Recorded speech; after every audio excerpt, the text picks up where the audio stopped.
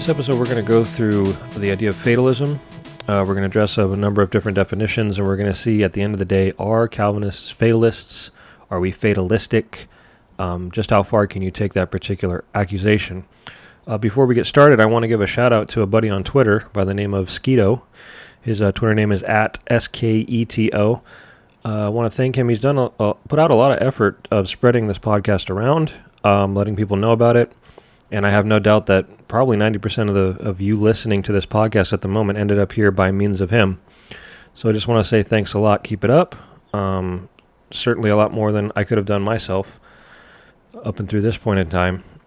He's also mentioned that the reason he has appreciated this podcast is because it helped him realize some of his own inconsistencies as a Calvinist. And that is, of course, the dual purpose of this particular show is not just to refute the other side, but also to call Calvinists to a higher level of consistency, because I do believe that so many of the arguments that we have come to blows, and then people go away, and it almost reaches like a stalemate, and people just walk away and say, oh, well, we're not going to get anywhere. I really do believe that Calvinism, the theological position, is strong enough not to just, defend itself, but also to go on the attack and actually, go for the killing blow. So if you happen to be one of those people who is finding this podcast useful, please spread it out to, your friends, the people who you debate with, and we'll see if we can keep this thing going. So back to the question at hand, are Calvinists fatalists? My answer to that question is no, because fatalism is more than just a recognition that things are determined. As you're going to see when we read these definitions, fatalism includes a mindset and an application of what I believe to be an illogical false assumption based upon things being determined, but nonetheless, it is a mindset and an application of an attitude of resignation towards events, right? It's just this, well, since it's going to happen, why bother to do anything type of attitude, right? That is inherent in fatalism. Okay, so when you're accusing somebody of being a fatalist, you're basically accusing them of having that mindset. Okay, now just because you're not a Calvinist and you disagree with things being determined, just because your false assumption is, well, if everything was determined, therefore fatalism would follow, that doesn't mean you get to accuse people who believe that all things are determined of having that same mindset, right? And so I'm not going to deny that you can't search high and low and find a particular definition that somebody somewhere is calling fatalism and make it sort of line up with Calvinism. If that's really the road you want to go down, fine. I just think it's pretty obvious that you're not trying to put forth an honest representation of a particular view. You got to realize when you throw these accusations around, the people who hear you saying you Calvinists are fatalists, if they don't know exactly what that word means, they're going to go Google it, and they're going to be reading the definitions that I'm reading in this episode. Right? They're going to read these definitions, and as you'll see, this stuff ain't Calvinism, guys. Right? The only thing that you're going to see in these definitions that Calvinism might have in common is things being determined. But as you'll see this play out, everybody's worldview has aspects of things being determined. A lot of these definitions of fatalism can be flipped around on the other side, and it just comes down to what are you really being honest when you go down this road? And I just have to ask the free will side, you've got the idea of determinism, which is so clearly a more accurate representation of what Calvinism puts forth, what I have consistently put forth in these episodes, right? Full-blown determinism. And then you have fatalism. And you just have to ask yourself, if you could call me one or the other, why would you seek to call me a fatalist instead of a determinist? Something I've openly affirmed. And there's only one thing I can assume out of that, and that's, unfortunately, a little bit of dishonesty on your part. Right? It's because you want to spark a negative aspect in people's minds, this fatalistic mindset that we're going to show that these definitions have. You want that to spark in people's minds so that they'll shy away from my particular view, right? And I just think that's sad. Maybe I'm not trying to be presumptive on people's parts, but those of you who do level this accusation of fatalism, please rethink it, right? Listen through in this episode, listen to the definitions, and just rethink going down that road in the future. That's all I ask, all right? So what I'd like to do before we start reading definitions is just go over the basic difference between a fatalistic idea versus a deterministic idea. And so you can sort of see how the only real thing that these two views or definitions or words, I should say, have in common is the fact that particular things are going to happen. They're determined to happen, and yet the attitude that it conveys in people's minds as to how they view those events or what comes before those events or the part that they play in those events are drastically different, as you're going to see. So the most obvious problem with this idea of fatalism, first of all, when Calvinists are accused of being fatalists, the most common thing a Calvinist should be saying is, first of all, define the term. But what most people mean is that, well, X, Y, or Z is going to happen, and therefore your effort doesn't matter, right? Why try? Why combat evil? Why preach the gospel? All these false assumptions that come against Calvinism on a constant basis. This demonstrates this fatalistic idea of hopelessness or pointlessness to human effort. And what's funny about this is based upon the non-Calvinist false assumption that they are basically assuming from the start a fatalistic viewpoint, and then trying to accuse Calvinists of that very attitude, that fatalistic attitude. And this is where the problem comes in. So, very, very simply, fatalism is just going to basically say that particular events are predetermined or inevitable or fated to happen. And they're going to happen regardless of what you do, or they're going to happen regardless of what anybody does, or they're going to happen regardless of what comes before them. The major difference between that and a determinist viewpoint is that a determinist like myself would say that everything happens for a reason. And so, yes, particular things, or I would say all things, as we'll get to, but particular things are predetermined or determined to happen. They're going to come to pass, but they're going to come to pass precisely because of what comes before them, not in spite of, or regardless of what comes before them. They are going to come to pass precisely because of what comes before them. Okay? And so what you'll notice as we go through these definitions of fatalism, they are usually focused on bad things rather than good things. Right? It's a very dismal worldview.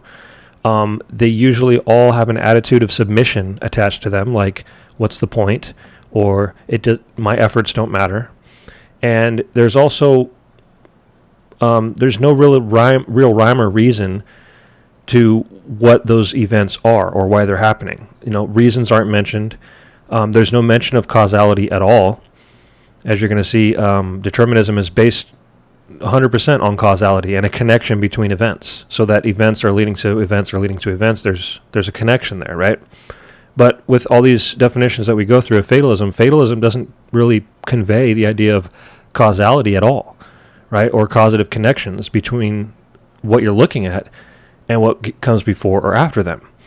Also, the idea of quote-unquote events is undefined in all of these things.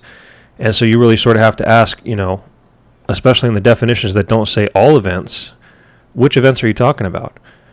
And this brings me to another important point of the difference between fatalism and determinism, is that fatalism often starts with you. It starts with the person, and we look out at events, right, that are outside of us, and we're looking at those as the events. And therefore, we then look back at our actions and think that they're pointless or whatnot. But a deterministic worldview is more looking at reality from the top down, and it's focusing on the fact that you are included in that web of causes and effects, right? You don't transcend it. You're not separate from it. You are part of the picture. So it looks at it more from the top down and tries to see the big picture and realize that you play a part in it, right? So these definitions of fatalism, as you're going to see, almost every single one of them drives a wedge between these quote-unquote events and human actions or choices or effort. Okay? This is going to be a very common theme throughout these definitions. And before one more quick thing before we sort of jump into definitions, I just want to give an example that I always thought served a purpose. It's just a little analogy, and that is that, a determinist and a fatalist are on a boat and a passenger falls over. The fatalist immediately says, "Don't worry, if he's fated to live, he'll live. We don't need to do anything." The determinist immediately says, "But what if it's fated or determined? that we throw him a rope. Right? So you see very clearly in that cheesy example two important differences in the worldviews of those particular people. You got the fatalist and the determinist. The fatalist assumes that his effort is completely irrelevant to the outcome of a particular event, whereas the determinist assumes that his effort is completely part of the picture of a particular outcome. Right? His effort can have a determinative connection to, in this case, whether or not somebody lives. So just keep that in mind as we start going through these definitions. So the first definition I'm going to read comes from Merriam-Webster.com. By the way, I'm just going to go down Google's results in terms of their top 10 websites or whatever. And the definition that I'm going to read from Merriam-Webster is actually a definition that Leighton Flowers has used in his own podcasts, particular episodes throughout the past. So we'll start with this one. And this one pretty much sums up what I just laid out, right? This fatalistic attitude. Quote, a doctrine that events are fixed in advance so that human beings are powerless to change them. Now, the reason this sounds good to the other side and they think that it is applicable to Calvinism is this basic idea that events are fixed in advance. And they say, oh, haha, Calvinists say that all events are fixed in advance. So this must be applicable. But notice something important about this definition. Why would it even mention that human beings are powerless to change them? If the effort of human beings, if the choices of human beings are part of the events that are fixed, then it doesn't make any sense to bring them up in the first place, right? It wouldn't even make any sense to bring that up. And this is why when it starts talking about events are fixed in advance, it conveys this idea that events are separate from human beings and their efforts. This is implied by the very definition itself. And so I just have to ask, when it says a doctrine that events are fixed in advance, what events? Right? What events? It doesn't say this. Notice, this definition does not say all events. It just says events. That's very vague. And that can be very subjective, right? I might look out in the world and consider something an event that you might not care about, or vice versa, right? And even if you're going to say all events, when you then follow that up with human beings are powerless to change them, you imply that human beings and their efforts are not part of the events that are fixed. Because if they were, it would make no sense to even say they're powerless to change them, right? If human beings and their efforts are part of the events that are fixed in advance, then the second half of the definition doesn't really make any sense.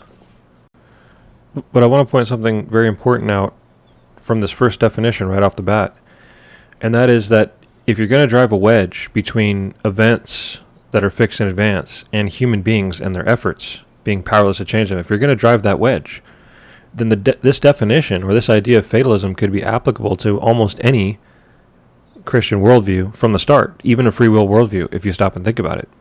Because I think even free will proponents would be forced to admit that there are particular things that God determined to happen or predestined to happen.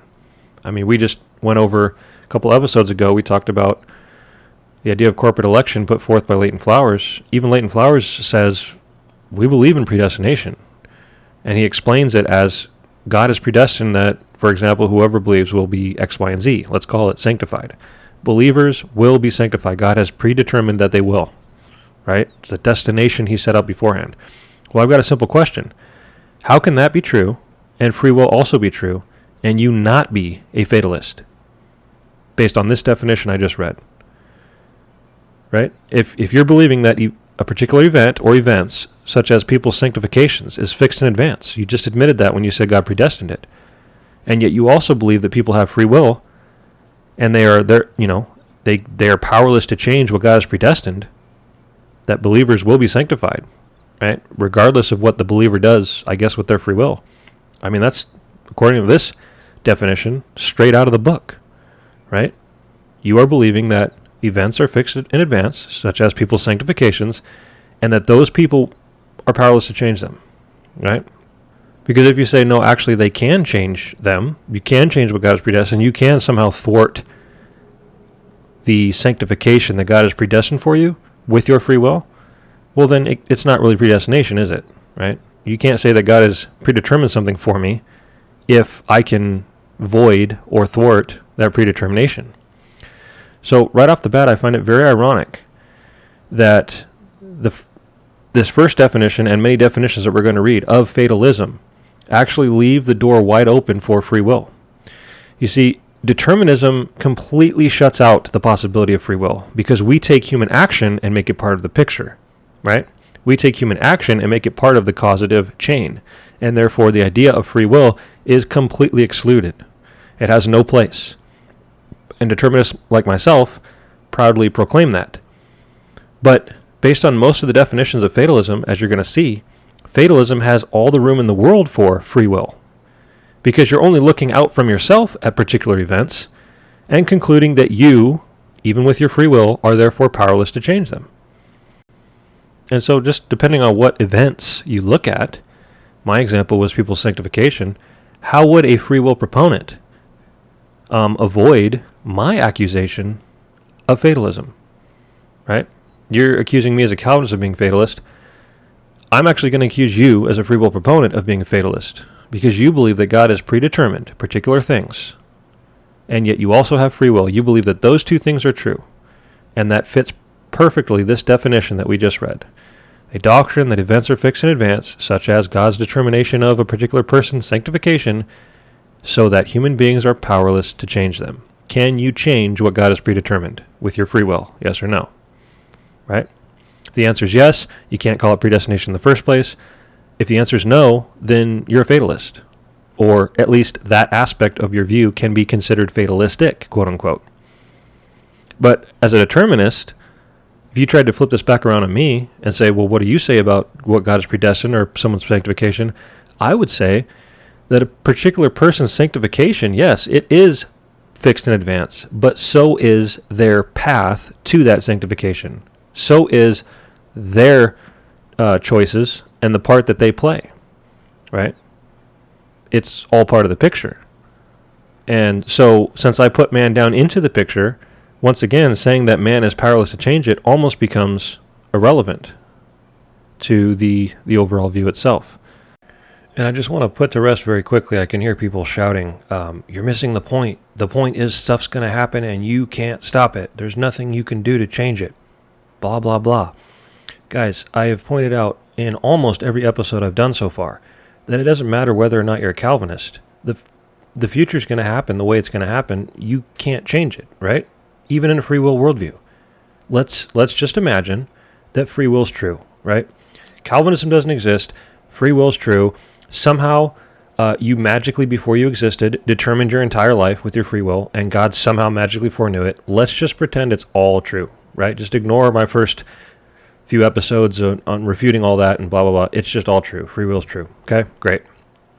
How does that in any way get around the fact that tomorrow you're going to do what you're going to do with your free will, and nothing's going to change that, right? I mean, God created you knowing what you would do. You can't do anything other than what God knows you'll do, period, whether or not free will is true. And merely pointing out that you had free will and you determined what you would do is irrelevant to the point that you can't then, with your free will, change what you determined with your free will before you existed to do. You can't use your free will to change what you're going to do with your free will tomorrow, right? It's almost irrationally pointless to even try to go down that road, right? Even from a free will standpoint. So the same thing holds true for the idea of God determining all things, right? God has determined everything, including what we do. And so to say, well, you just can't change it, is once again trying to paint you as transcending your own existence, which is logically absurd and laughable, even in a free will viewpoint. In a free will viewpoint, you're going to do what you're going to do tomorrow. You don't transcend your own existence, right? You don't transcend your own existence in either view, Calvinist or non-Calvinist.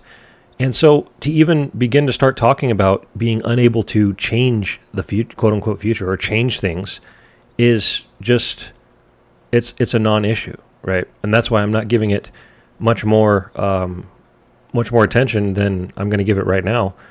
It's just a completely irrelevant point, right? It doesn't matter what you believe in terms of Calvinist or not. You can't change the future, period, right?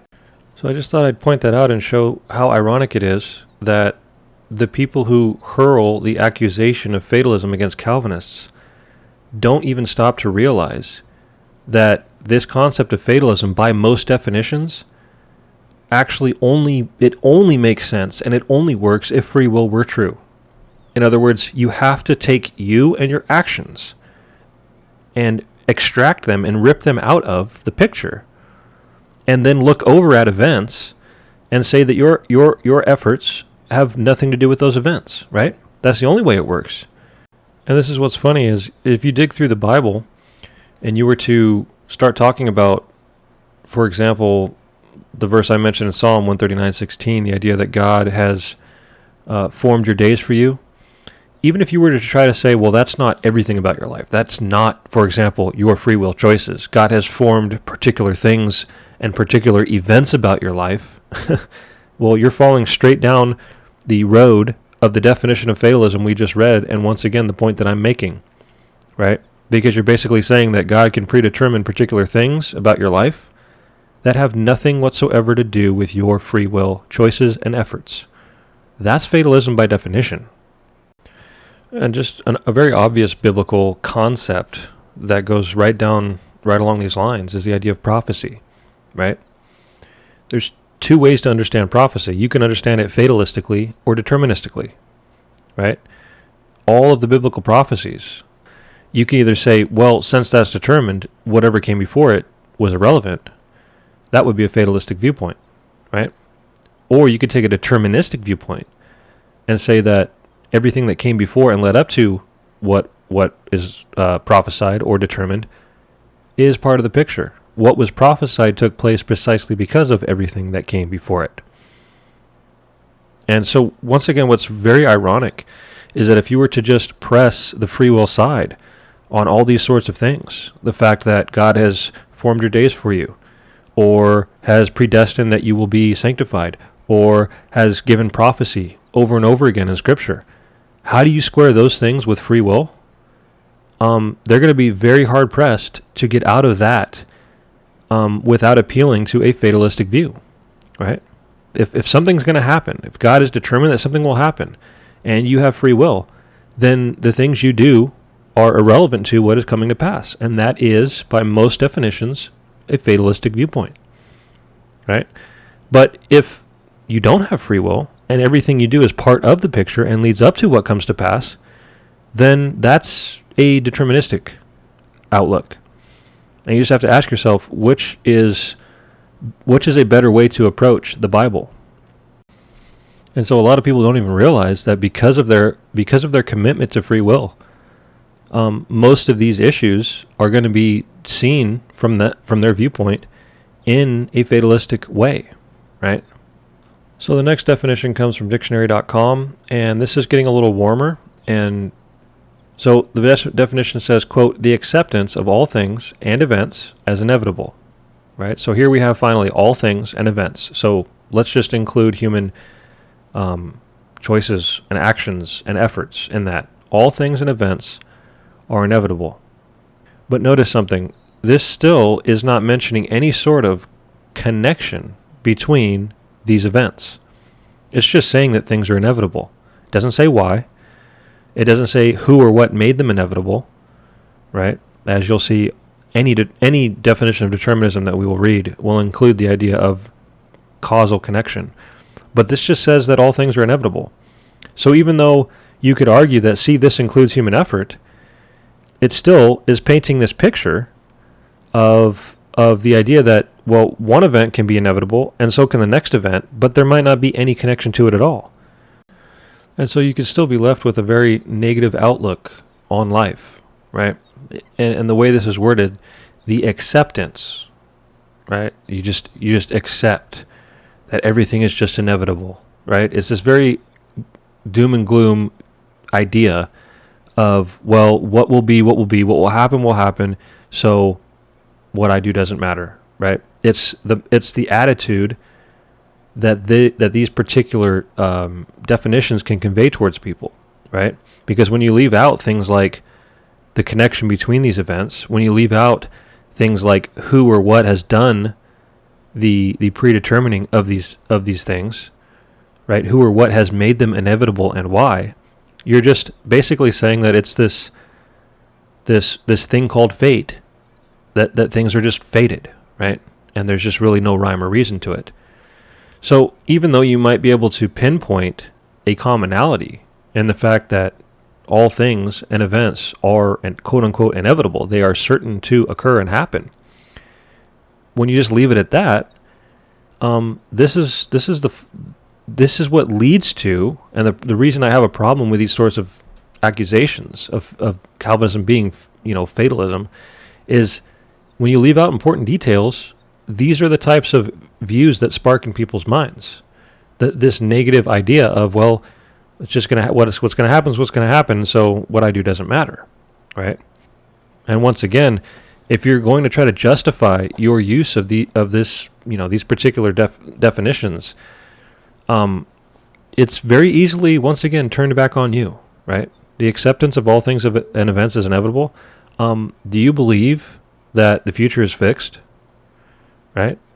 I think every Christian does, right? God knows the future. He knows what's going to happen tomorrow and the next day and the next day. He knew it all before he even created. So whether you're a Calvinist or not, you are basically committing this definition once again. You're accepting that all things are inevitable. All events are inevitable, right? It doesn't matter. Once again, the definition doesn't say who or what predetermined these things. A free will viewpoint would argue, well, God predetermined some things, but I, with my free will, predetermined some things. Okay, that's great. But the future is still inevitable, right? Whether it's what you determined or what God determined, the future is going to happen the way it's going to happen, right? And so these definitions are very easily turned back on you, right? And it would not be accurate or fair for me to, even though I could pinpoint a simple commonality of the fact that all Christians believe that, technically speaking, all things are inevitable, right? I mean, the only worldview that can really get out of all things being inevitable would be an open theist worldview, where the future hasn't happened yet. It's completely open to what is yet to be determined. That's the only viewpoint that can get out of being somehow attached to an idea of fatalism, if you stop and think about it. But my point here is, guys, that any view, whether it's Calvinist or not, if you want to try hard enough, you can attach a fatalistic idea to any worldview in Christianity, if you stop and think about it. But the question is it fair to do that? Is it accurate to do that? Is it honest to do that? Because when you leave out important information and just have these basic definitions of, well, all things are inevitable, you're not being fair to the other side's position. And so I'd just like to know how a free will proponent, how a non-Calvinist would avoid my accusation that you are a fatalist by this very definition. Because once you admit that the future is fixed, whether it's fixed by God or by you or by a mixture of both, the point is the future is fixed. And this basic definition merely says that all things and events are inevitable. Doesn't that also make you a fatalist? And if your response to that is, no, I'm not a fatalist because, and then you start talking about how you played a part in what is fixed, right, or what is inevitable, if you consider that to be sufficient to avoid the accusations of fatalism, then why don't I get to also avoid accusations of fatalism by pointing out that God plays a part in the things that are inevitable and the things that are determined, right? You're right to point out that this basic definition doesn't include why things are inevitable or how things are connected or who made them inevitable, right? So why don't I get to also point that out when you accuse me of being a fatalist? Excuse me, you left out the part where God is determining things. You left out the part where God has a purpose in all things. You left out the part where the things that you do has a determinative causative connection to what is inevitable. Why don't I get to point out those things, and why isn't that a sufficient avoidance of the accusation of fatalism as well? So the next definition comes out of dictionary.cambridge.org, and it says that fatalism is, quote, the belief that people cannot change the ways events will happen, and that events, especially bad ones, cannot be avoided. And this definition, again, this is precisely what I would argue sparks in most people's minds. This is a definition that most people are going to relate to and be familiar with when the word fatalism is thrown around, right? It's the belief that, once again, you're separating what people do from events, quote unquote, and saying that people cannot change the way events will happen. And you're also focusing, especially, as this definition says, especially bad events, right? And they can't be avoided. And the implication here is that it's going to happen no matter what, right? And the phrase "no matter what," once again, in a deterministic worldview, the phrase "no matter what" has no place, right? Because if determinism is true, events are going to happen not no matter what, but precisely because of what came before them, right? It's all the difference in the world there. And that's why this whole concept or phrase "no matter what" has no place in a deterministic Calvinistic worldview, because the idea of something happening no matter what implies that there are other things that can be occurring that are separate from that which is determined. This is why you won't find phrases like "no matter what" in definitions of determinism, because determinism includes all things, and so the phrase "no matter what" is completely meaningless and inapplicable, right? If you're talking about all things, then there are no matter whats. There are no possible other things to be occurring in the first place. And yet, almost all the definitions that we're going through here in this episode of fatalism are centered around this idea of no matter what. And the implication there is, therefore, that when we're talking about things being fated or inevitable, we're not actually including all things, such as human effort. That's the implication when you use phrases like "no matter what," or when you say human effort is powerless to stop them. That is what's being conveyed. And that is not an accurate representation of Calvinism. The next definition comes from Wikipedia, right? Can't skip a Wikipedia page. And right at the top, listen closely, it says fatalism is a family of related philosophical doctrines that stress the subjugation of all events or actions, right? Now, so here we have the word all events or actions to fate or destiny, right? So this is, has nothing to do with God. It's just there's this thing called fate, or this thing called destiny, that is doing the fating or the destining. Nobody knows who or what it is. It's just this abstract idea that things are fated and things are destined. Subjugation of all events to fate or destiny, and is commonly associated with the consequent attitude of resignation in the face of future events which are thought to be inevitable. So once again, even Wikipedia blatantly says in the first sentence that fatalism is commonly associated with the consequent attitude of resignation in the face of future events. So, once again, this is what comes to people's minds when they think of fatalism. They think, well, something's going to happen no matter what, and therefore what I do doesn't matter. What's the point of trying? On and on and on. And it's a very negative outlook on life, right? This is not, again, what Calvinists believe. So it's putting forth in most people's minds a completely inaccurate representation of what we actually believe, because we don't believe that our efforts are irrelevant or meaningless when it comes to particular things. We believe that our efforts play a part. Sure, ultimately it's determined by God, but that doesn't change the fact that if God has determined that something will happen, He has also determined how or why it happens, which can include our efforts and our choices and the part that we play.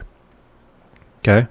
So when we break down all these common, Calvinistic misrepresentations of, well, if God's determined who's going to be saved, then why preach the gospel? Well, we're going to preach the gospel first and foremost because God commands us to, but in light of this overall worldview, we're going to preach the gospel precisely because we believe God has predestined that people will be saved by means of the gospel. If God has predestined that people will be saved, then He's also predestined how, where, when, and why they're saved, right? He's also predestined that the gospel will be brought to them.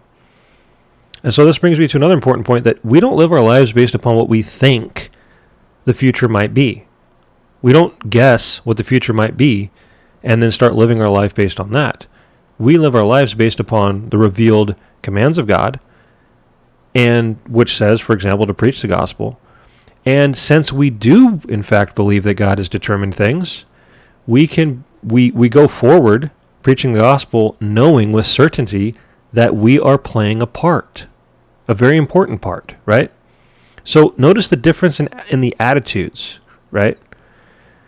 The false assumption of the non-Calvinist is, if God's predetermined something, then what's the point of my effort? The Calvinist has the exact opposite attitude. So I hope you're beginning to see as we go through more and more of these definitions. My primary point here, guys, is not that if you dig hard enough and deep enough, you can make this basic connection that, well, things are determined, right? If that's all you're trying to achieve, then why not just go with determinism? Why are you using the word fatalism? And I think I know why you're using it. You're using it because it sparks these negative attitudes of resignation in people's minds, right? You're using that word to spark those things in people's minds, and therefore I don't consider it an honest representation on your part. Okay? And once again, if you're gonna try to justify your use or your accusation of Calvinists being fatalists by trying to dig really deep and find these basic connections of, well, things are determined, I have already shown how I can do the same thing of your view. Now, the next sort of definition, it's more of a paragraph that I'm going to read here, comes out of Britannica.com, and they have a page on fatalism. So let me read through this, and the first part says, fatalism is the attitude of mind which accepts whatever happens as having been bound or decreed to happen. Ooh, wow, we have the word decree there. Now we're getting a little more familiar, aren't we? Such acceptance may be taken to imply belief in a binding or decreeing agent. So finally, we actually have a definition that's going to sort of include the possibility that someone is doing the determining here. The development of this implication can be found in ancient Greek and Roman mythology with its personification of fate. It then says later doctrines of fatalism may be described loosely as synonyms with determinism, but it is useful to make a distinction. And I would say absolutely is, right? Once again, it even says loosely as synonymous with determinism. Why? Because once again, if you want to go through and just show a basic connection of things being determined or quote-unquote inevitable, I suppose you can do that. But as this says, it's useful to make a distinction, whereas determinism can be represented as compatible with moral responsibility. Fatalism, properly understood, would reduce practical ethics to nothing but advice that humans should resign themselves indifferently to the course of events. Right? And that is once again what I'm getting at. The fatalistic attitude that, well, it's just going to happen, so you resign yourself to the inevitable, right? Next definition comes from collinsdictionary.com. Never heard of that one, but it's top 10 Google, so we're going to read it real quick. Fatalism is a feeling that you cannot control events or prevent unpleasant things from happening, especially when this feeling stops you from making decisions or making an effort. Once again, a very common definition that I would argue sparks in most people's minds when they hear the idea of fatalism is that you can't control anything, you can't prevent the bad things from happening, and this fatalistic outlook on life can result in you not making decisions or making an effort. Once again, any honest person cannot even begin to apply that concept to Calvinism. And for those of you, once again, who would say, but that might not be what you claim to believe, but this is the implications of your view, is this fatalistic outlook on life is, well, if Calvinism were true, this is how people should think. Why can't I then flip that once again right back on you? When you believe that God is determining particular things, right? I mean, I can ask any Christian, does God win in the end? Every Christian is going to say yes. God wins in the end. Okay, well, why are you doing anything? Why are you preaching the gospel? Why are you fighting against evil? Why are you doing anything if God wins in the end? Right? So you see how easy that is to flip? Every Christian needs to address that answer. So you would point back at me and say, no, you don't get to have that fatalistic attitude that just because God will win in the end, and we know that to be true, you don't just get to start making assumptions like, I don't need to try, or I don't need to combat evil, or I don't need to preach the gospel. That's wrong of you to do that. Well, if it's wrong for me to do that, then it's wrong for you to try to imply that of Calvinism as well. That if Calvinism were true, therefore we shouldn't try, and we shouldn't preach the gospel, and we shouldn't combat evil. This goes both ways. And I've always found it funny that non-Calvinists are forced to admit by the Bible. The Bible forces them to admit that there are, in fact, some things that are predetermined and destined and inevitable and sure to come to pass and fixed, or however, fixed in advance, however you want to word it. Non-Calvinists are forced to admit that some things are. But they claim that Calvinists go too far when we say that all things are. Right? This is a very common thing coming from the free will side.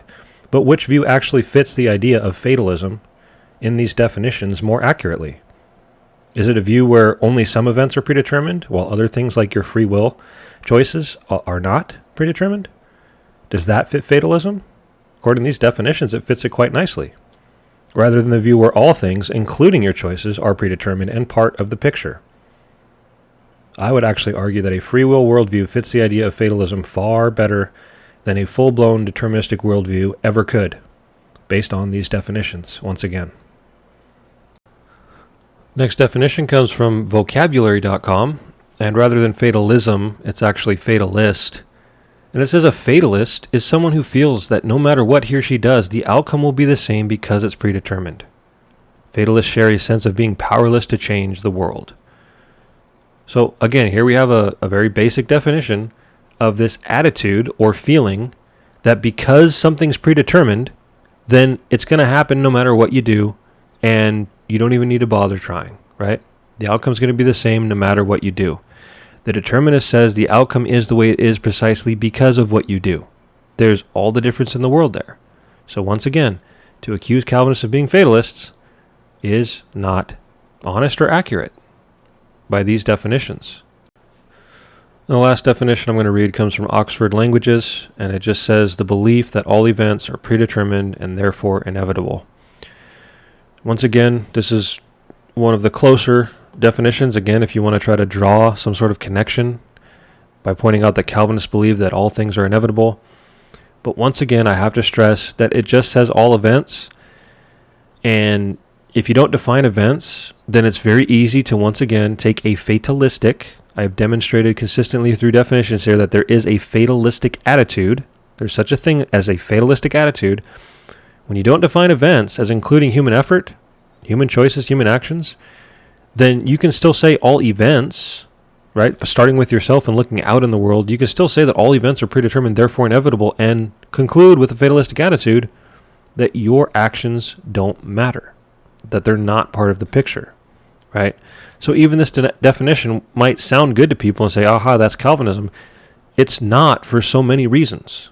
You're drawing a basic connection, not realizing, once again, it's leaving out God, it's leaving out purpose, it's leaving out rhyme or reason, it's leaving out causality and the fact that events might be determined, but why or how do they come about? What's the determinative connection between one event to the next thing?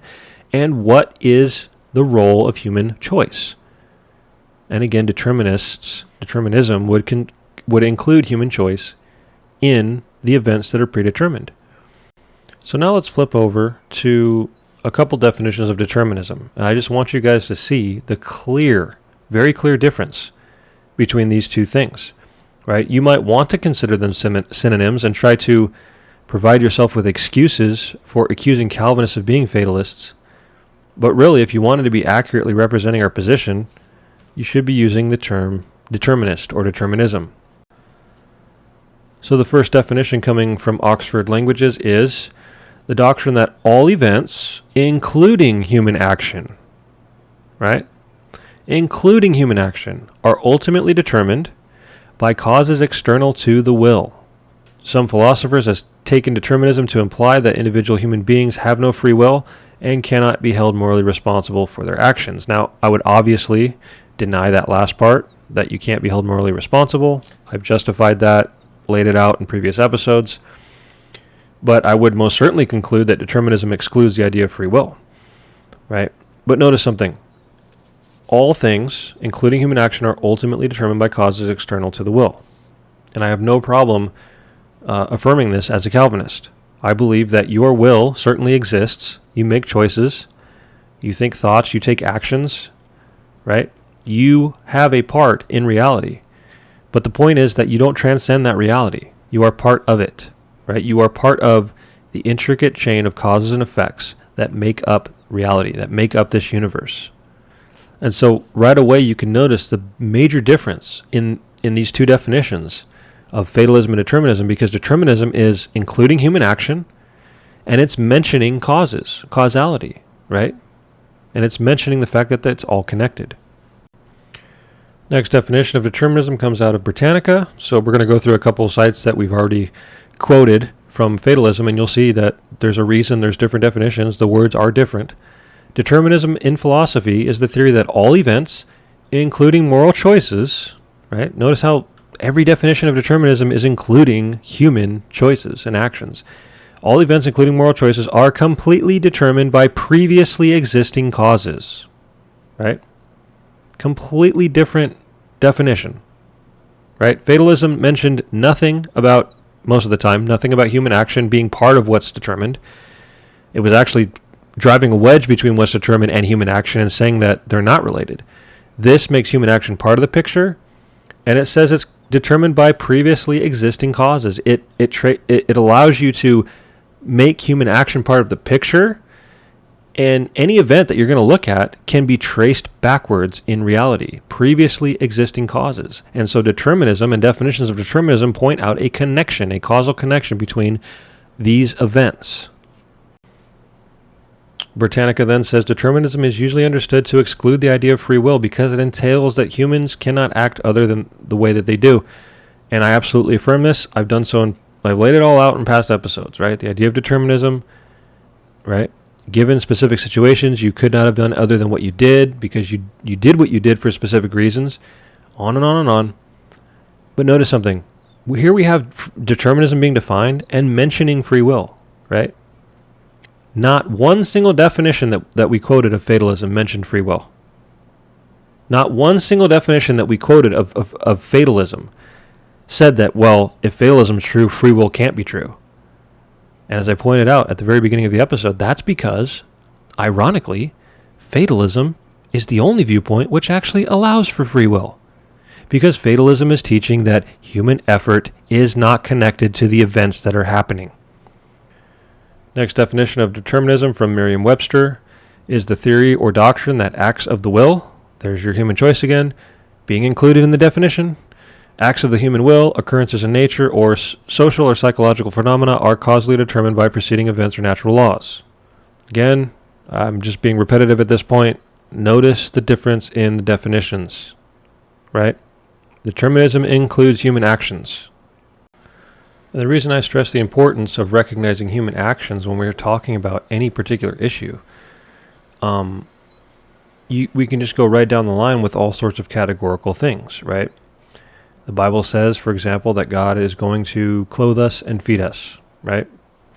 So what attitude, this is what's so important, what attitude should we have regarding things like that? God's going to feed us and clothe us. Well, fatalistic attitude would say, well, if that's true, if God's going to feed me and clothe me, then I don't need to do anything, right? If he's going to feed me, it's going to happen no matter what. If he's going to clothe me, it's going to happen no matter what.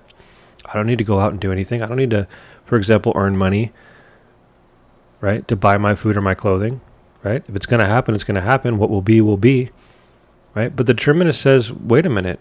If it is true that God will clothe us and feed us, then how we are clothed and fed is also part of the picture. And that can and does most certainly include my efforts and actions, right? God being in control of all these things does not make my efforts meaningless or irrelevant. It's actually just the opposite. God's control of all things establishes and makes my efforts meaningful, right? And this all simply comes down to the attitude and the outlook that we have on things being determined, right?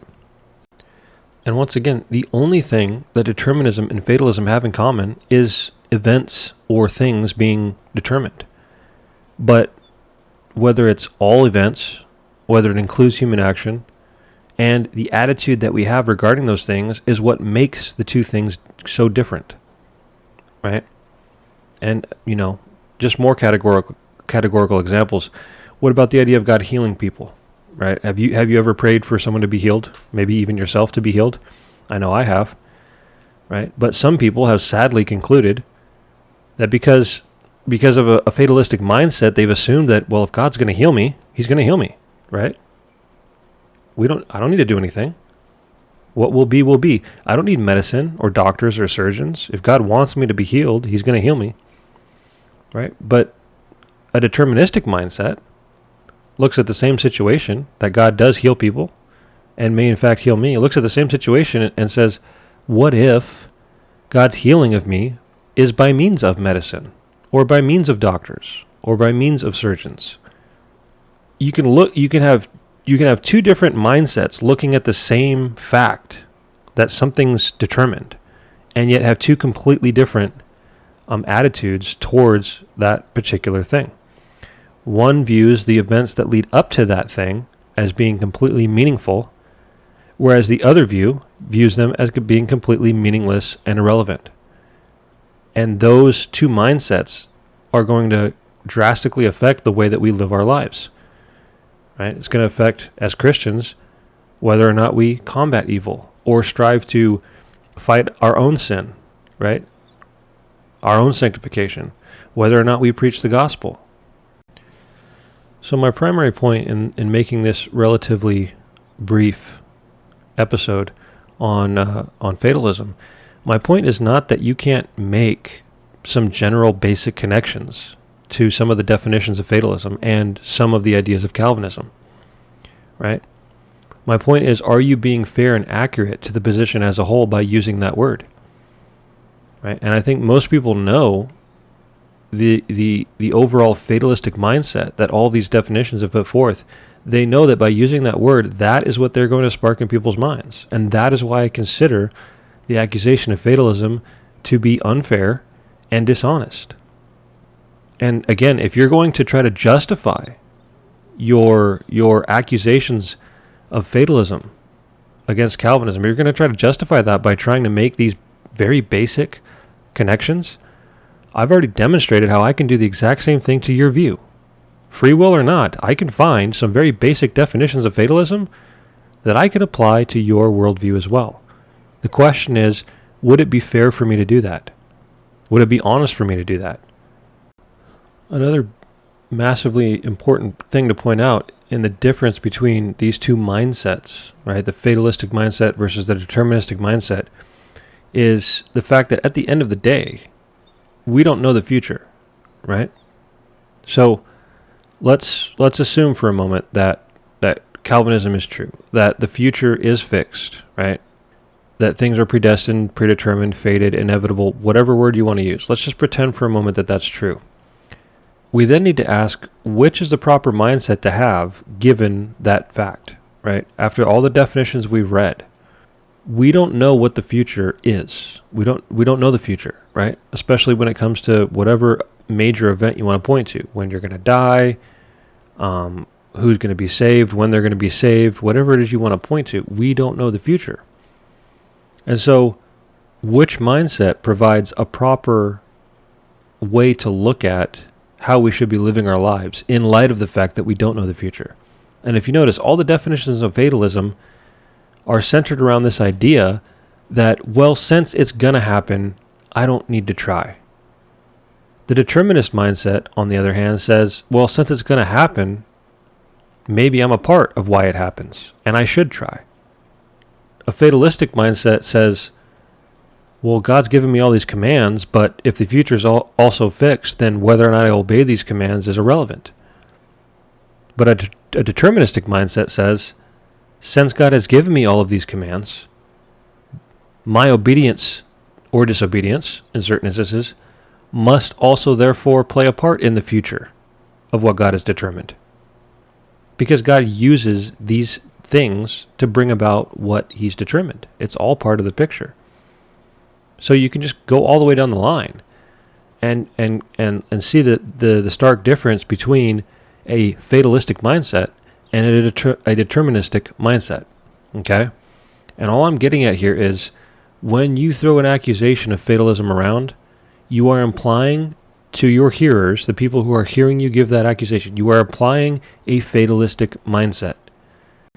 So I want to end this episode by coming back to the primary question: are Calvinists fatalists?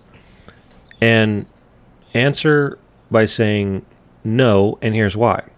When you accuse someone of being something, it's more than just pointing out that they're recognizing a particular aspect or a portion of a definition of a word, right? So if I were to point out, for example, that there's all sorts of things that have happened in my life or are happening on the other side of the planet right now or are happening 10 galaxies away right now that I am literally powerless to stop. There's things that are going to happen no matter what I do, right? It's a fact of reality, right? So does my recognition of that make me a fatalist? If it does, everybody's a fatalist, right? I think the answer is no. What would make me a fatalist is if I take that knowledge and it has an impact on my attitude and my mentality towards particular situations, right? So it's really obvious when you point out things that you can't possibly have anything to do with. We just sort of throw those aside, even though they fit the definitions, right? Things are fated to happen and you're powerless to stop them. It fits the definitions. But really what we're focused on are things that you can have an effect on, potentially, or things that you can change, right? A fatalist would assume and have a mentality of resignation, as some of these definitions even said, that since things are in fact determined, therefore I don't need to try, right? So the reason that Calvinists aren't fatalists is this is not our mindset, right? Once again, determinists believe that all things are determined. And even if you could argue that fatalists believe that all things are determined, literally all things, you're still not addressing the difference in the mindset of those two views. That is the ultimate thing I'm getting across here. And in my opinion, it's not enough for you to point out a simple commonality of, oh, look, Calvinists believe that things are determined, and some definitions of fatalism mention things being determined, therefore Calvinists are fatalists, right?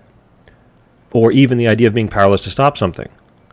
There's plenty of things that we're all powerless to stop. That doesn't make us fatalists. What would make us fatalists is an application of the fatalistic mindset to our lives and our actions. The, oh, woe is me, I don't even need to try, what will happen, so why bother? If that was what Calvinism was putting forth, then we would be fatalists. So all I'm getting at here at the end of the day is Calvinists are not fatalists. You might be able to point out some general connections and call it, I guess, if you really want to, fatalistic. But in my opinion, that's as far as you could go. And the idea of things in the Calvinistic worldview being quote-unquote fatalistic, I've already demonstrated I can point out all sorts of fatalistic aspects of everybody's worldview. Right? Everybody's worldview is going to have fatalistic aspects to it. That does not make them fatalists, does it? Right? No, it doesn't. There's a difference between having aspects of fatalistic aspects to a particular view and being a fatalist, right? Living that mindset. And Calvinists do not live that mindset. So at the end of the day, guys, those of you who, after hearing this, are going to insist on going forward and still calling and accusing Calvinists of being fatalists, you need to ask yourself a question. Are you really being honest? Because you know that some people might not even know what fatalism is. And they'll go Google fatalism and they'll see the definitions I just read. Are you comfortable with knowing that they will come away thinking, because of your accusation, that Calvinists are fatalists, that they have that fatalistic mindset that, oh, well, God's just determined everything, so we don't need to try. When that's so clearly not an aspect of Calvinism at all. In fact, we constantly argue against it. We boldly claim, or at least I do, that we are determinists. Yes, all things are determined. They have a causal connection, including your actions. But I pointed out through this entire episode how determinism does not invoke an attitude of resignation. It's actually just the opposite. Determinism invokes an attitude of resting assured and being sure that when you go and take actions, there are determinative results. You can, quote unquote, affect the future. Not in terms of ultimately changing it, but what you do has an effect on the future. And that mindset, right? That mindset of knowing, for example, as Christians, if we obey the commands of God, it has determined and will be using that, right, to accomplish his purposes. When we preach the gospel, he has determined it, yes, but he is also using it to save people. And you just go all the way down the line. This is all based on mindset, guys. And I just absolutely reject the idea that Calvinism and the teachings of Calvinism necessitate a fatalistic mindset. They do not. They actually logically necessitate a deterministic mindset, that you actually are part of the picture. And with one final point, some people will insist that, oh, well, if I just throw the word theological on the front of fatalism, then it's okay, right? Because now I'm making it very clear that God is involved, and so blah, blah, blah. Well, it's a step in the right direction, but once again, when you are faced with addressing Calvinists as being theological fatalists or theological determinists, once again, the difference in the definitions of fatalism and determinism are still important. And you just need to ask yourself, are you being honest by using fatalism instead of determinism? And I think especially if you know, having known what I've pointed out and the difference in the definitions of this episode, it's impossible for you to go forward honestly using theological fatalism versus theological determinism, when theological determinism is a far more accurate and honest representation of the view. So that's going to do it for this particular episode on fatalism. I hope this has helped you guys understand the differences, the very important differences between fatalism and determinism, so that going forward when people accuse you of being a fatalist, you'll be better equipped to handle those situations. Looking forward to the next episode. We're going to be responding to Leighton Flowers again. He just put out an episode that accuses Calvinism of being bafflingly inconsistent. So I figure what better fit for the Consistent Calvinism podcast than to respond to an episode that accuses Calvinism of being bafflingly inconsistent. So looking forward to that one. I'm going to get started on that one as soon as possible. Thanks again, guys. If you're enjoying this, please spread it around, and we'll try to keep it going.